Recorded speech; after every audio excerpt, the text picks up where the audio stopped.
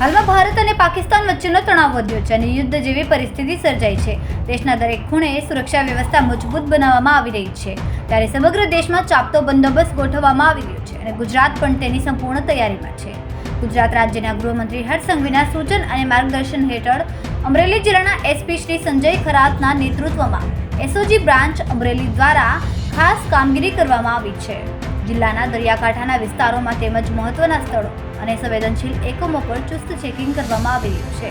એ અનુસંધાને checking points ગોઠવી વાહનો અને લોકોની તલાશી લેવામાં આવી રહી છે. અધિકારીઓએ જણાવ્યું કે દરેક ઘટનાને ગંભીરતાથી લેવામાં આવી રહી છે અને કોઈપણ શંકાસ્પદ હલચલ સામે કડક પગલાં લેવામાં આવશે. અહીં નોંધનીય છે કે અમરેલીનું દરિયાકાંઠું હંમેશા સુરક્ષિત દ્રષ્ટિએ સંવેદનશીલ ગણાય છે, જેને ધ્યાનમાં લઈને અહીંયા વિશેષ ધ્યાન આપવામાં આવી રહ્યું છે. સ્થાનિક પોલીસ, એસઓજી અને અન્ય સુરક્ષા દળો મળીને 24 કલાક સતર્ક છે.